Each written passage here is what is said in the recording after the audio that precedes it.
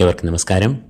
പുതുവർഷഫലം 2024 എന്ന പരമ്പരയിൽ പുണർദം കാൽ, പൂയം, ആയില്യം എന്നീ നക്ഷത്രങ്ങൾ അടങ്ങുന്ന കർക്കിടക രാശിക്കാർക്ക് അടുത്ത വർഷം എങ്ങനെയായിരിക്കും എന്നാണ് ഇന്ന് പറയാൻ പോകുന്നത്.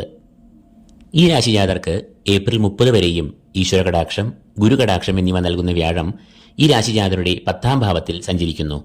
10ാം ഭാവം തൊഴിലിനെ സൂചിപ്പിക്കുന്നു. 10ാം ഭാവത്തിലൂടെ സഞ്ചരിക്കുന്ന വ്യാഴം പൊതുവെ പ്രതികൂലമായ ഫലങ്ങൾ ആണ് നൽകാറ്. എന്നാൽ ഇവിടെ വ്യാഴം തന്റെ വേദസ്ഥാനമായ 10ൽ സഞ്ചരിക്കുന്ന ദോഷങ്ങളെ 9ൽ നിൽക്കുന്ന രാഹു ഹനിച്ചു കളയുന്നു.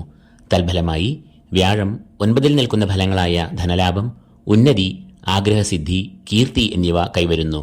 അധികാരികളിൽ നിന്നും മറ്റും അംഗീകാരം, പുരസ്കാരം, അനുമോദനങ്ങൾ എന്നിവ ലഭിക്കും.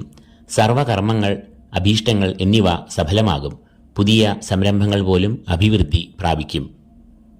മെയ് 1 മുതൽ സർവീശ്വരകാരകനായ വ്യാഴം ഈ രാശിജാതരുടെ 11ാം ഭാവത്തിലേക്ക് പ്രവേശിക്കുന്നു. 11ാം ഭാവം എന്നാൽ സർവാഭീഷ്ടസ്ഥാനം, വരവിന്റെ ഭാവം, ലാഭം, ധനാഗമസ്ഥാനം എന്നെല്ലാം അറിയപ്പെടുന്നു. 11ലെ വ്യാഴം അനുഗ്രഹങ്ങളും ഗുണാനുഭവങ്ങളും വാരിക്കോരി നൽകുന്നു എന്നാണ് പണ്ഡിതമതം.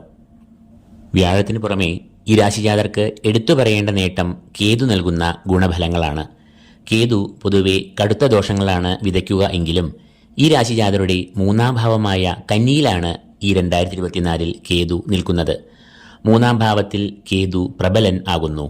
കേതു 3ാം ഭാവത്തിൽ നിന്നാൽ അത് പ്രതിസന്ധികളെ തരണം ചെയ്യുവാനുള്ള അപാരമായ ധൈര്യം, ആത്മവിശ്വാസം, പോരാട്ടവീര്യം എന്നിവ നൽകും. കൂടാതെ ശത്രുക്കൾ പോലും നിഷ്പ്രഭർ ആകും. സഹോദരന്മാരെ കൊണ്ട് ഇവർക്ക് നേട്ടവും ഉണ്ടാകുന്നതാണ്. അടുത്തതായി രാഹുവിന്റെ നില നോക്കാം. രാഹു ഈ രാശിജാതരുടെ 9ാം ഭാവത്തിലാണ് നിൽക്കുന്നത്. 9ാം ഭാവം എന്നാൽ ഭാഗ്യഭാവം, ഈശ്വരകടാക്ഷം, ഗുരുകടാക്ഷം എന്നിവ ആകുന്നു.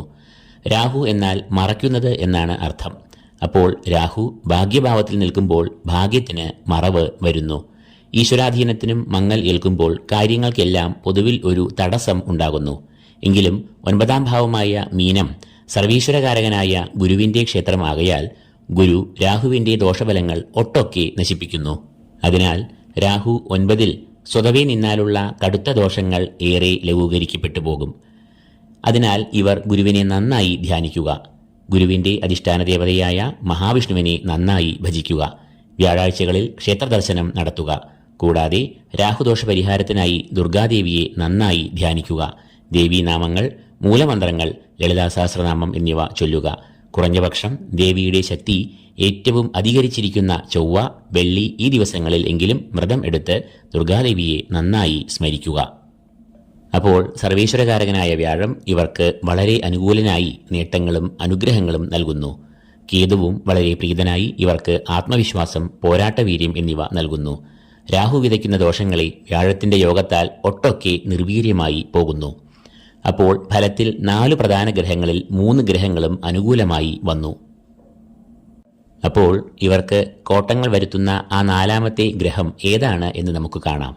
നവഗ്രഹങ്ങളിൽ പ്രധാനിയായ ശനിയാണ് ഇവർക്ക് പ്രതികൂലനായി 2024 നിൽക്കുന്നത്. ശനി ഇവരുടെ അഷ്ടമത്തിൽ അഥവാ 8ാം ഇടത്ത് നിൽക്കുന്നു. അഷ്ടമത്തിൽ ശനി എന്നത് വളരെ സൂക്ഷിക്കേണ്ട, കരുതൽ വേണ്ട ഒരു കാലമാണ്. അഷ്ടമം എന്നാൽ ആയുർഭാവം. ശാരീരികമായ അസ്വസ്ഥതകൾ, രോഗം, കാര്യതടസ്സം, കലഹം, വാഹനാപകടം, അപവാദം, ആശുപത്രിവാസം ഇത്യാദി ഇക്കാലത്ത് ഫലത്തിൽ വരാം. അതിനാൽ ഇക്കാലത്ത് ശനിയെ പ്രീതിപ്പെടുത്തേണ്ടത് ഏറെ ആവശ്യമാണ്. ശനിയെ പ്രീതിപ്പെടുത്തുവാനായി ശനിയാഴ്ച തോറും ശാസ്താക്ഷേത്രങ്ങളിൽ പോകുക, നവഗ്രഹ ക്ഷേത്രങ്ങൾ ദർശിക്കുക, ശനീശ്വരനും ശാസ്താവിനും നീരാജനം കഴിക്കുക. ഇനി ഈ പരിഹാരങ്ങൾ എല്ലാം ചെയ്യുമ്പോഴും ഈ രാശിജാതർ സ്വയം ശ്രദ്ധിക്കേണ്ട ചില കാര്യങ്ങളുണ്ട്.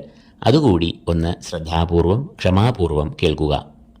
ജീവിതത്തിൽ ഉയർച്ചയും താഴ്ചയും ഖ്യാതിയും അപഖ്യാതിയും എല്ലാം മാറിമറിയുന്ന ഒരു ജീവിതമായിരിക്കും പൊതുവെ ഈ രാശിജാതരുടേത്.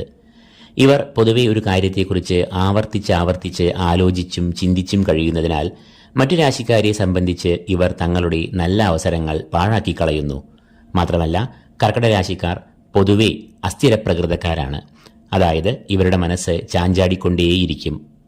പൊതുവെ ഇവർക്ക് 35 വയസ്സിന് മുൻപ് ഒന്നിനും ഒരു സ്ഥിരത ഉണ്ടാകാറില്ല. മധ്യവയസ്സോടുകൂടിയാണ് ഇവർക്ക് ജീവിതത്തിൽ ഒരു അടുക്കും ചിട്ടയും വരാറ്. അതുകൊണ്ട് തന്നെ ജീവിത വിജയത്തിനായി ഇവർ ക്ഷമാശീലവും ഏകാഗ്രതയും നിർബന്ധമായും ശീലമാക്കേണ്ടതുണ്ട്. ഒരു കാര്യത്തെക്കുറിച്ച് എപ്പോഴും അഭിപ്രായം മാറ്റുക, വ്യത്യസ്തമായ സമീപനം കൈക്കൊള്ളുക എന്നിവ ഇവർ മാറ്റുക.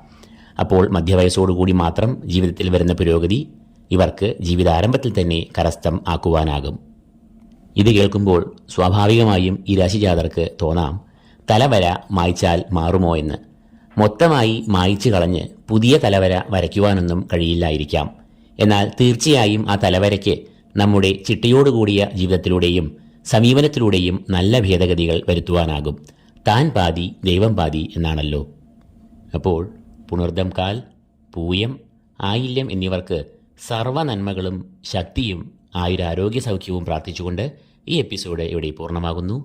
നന്ദി, നമസ്കാരം.